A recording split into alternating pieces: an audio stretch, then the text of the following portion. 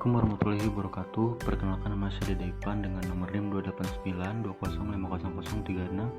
Saya dari Prodi Manajemen Fakultas Ekonomi dan Bisnis.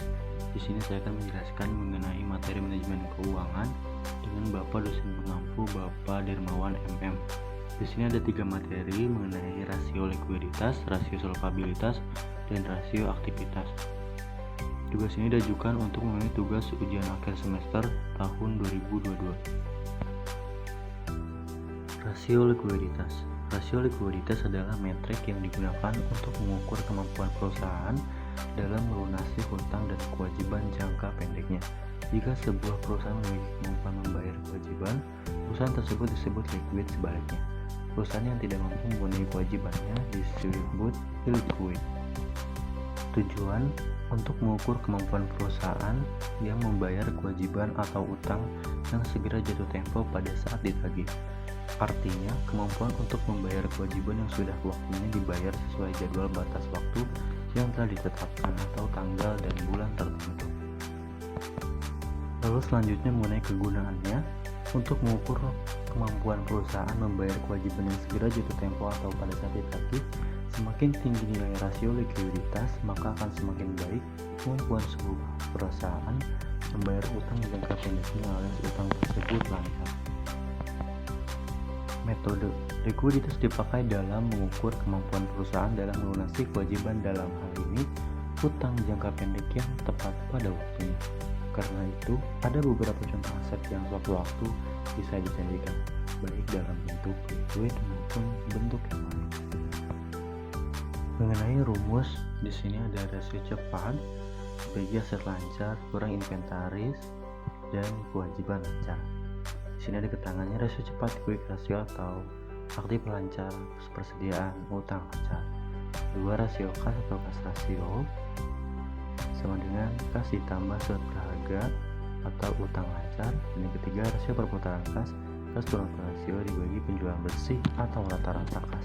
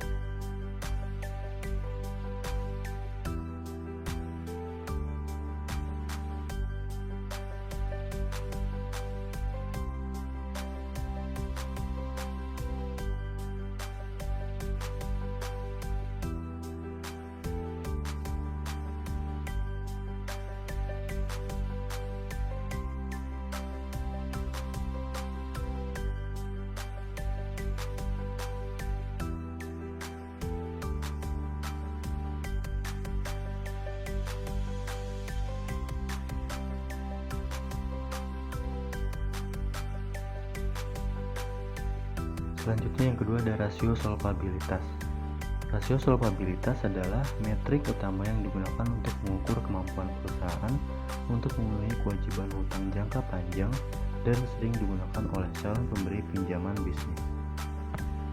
Tujuan rasio solvabilitas di sini adalah mengetahui posisi perusahaan terhadap kewajibannya kepada pihak lain atau kreditor sebagai penilai kemampuan perusahaan dalam memenuhi kewajiban yang bersifat tetap atau seperti angsuran pinjaman termasuk bunga.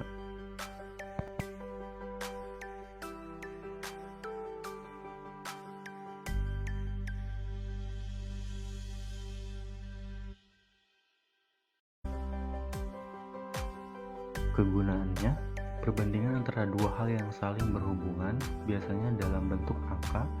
Rasio umumnya digunakan untuk mengukur peringkat atau posisi keuangan suatu perusahaan dan menganalisis untuk pemberian kredit, nisbah atau rasio.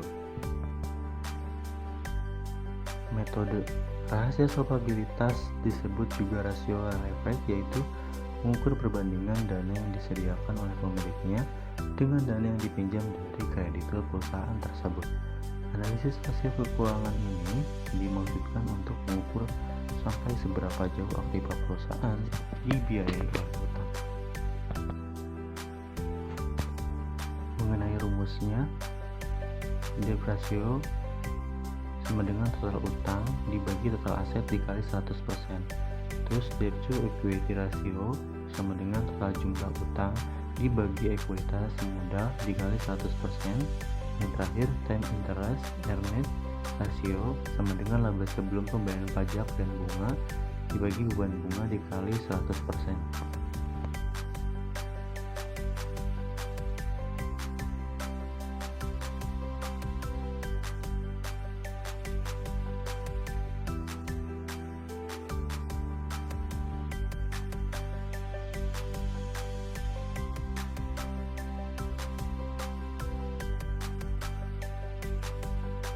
Kemudian yang terakhir ada rasio aktivitas.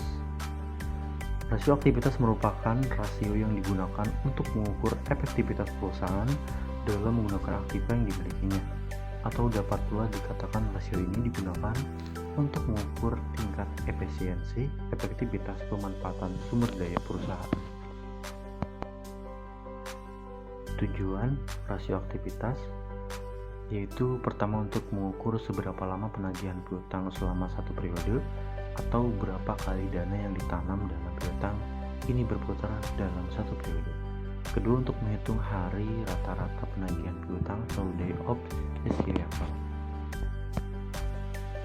Kegunaan rasio aktivitas terdiri dari perputaran piutang, perputaran persediaan, perputaran modal kerja, perputaran aktiva tetap, dan perputaran total aktiva.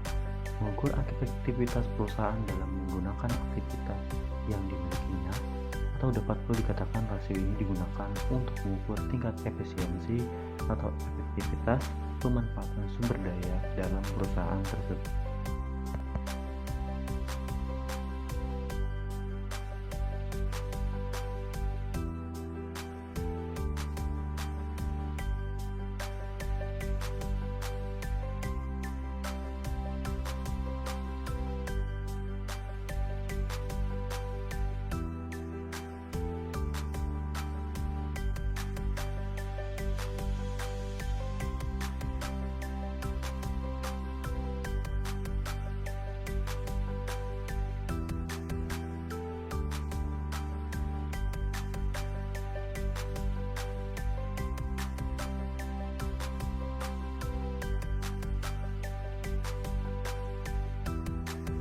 Metode di sini membandingkan antara tingkat penjualan dan investasi pada semua aktiva yang dimiliki perusahaan.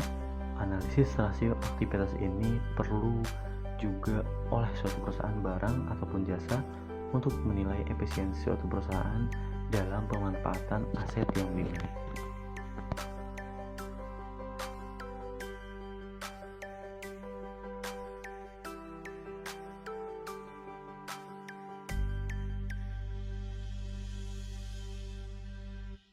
Rumus rasio aktivitas.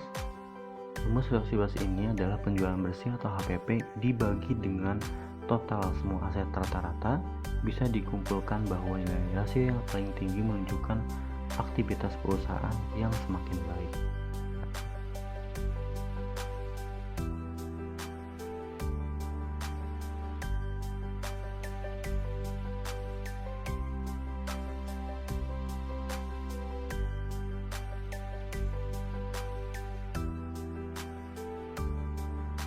Demikian pemaparan presentasi yang dapat saya sampaikan.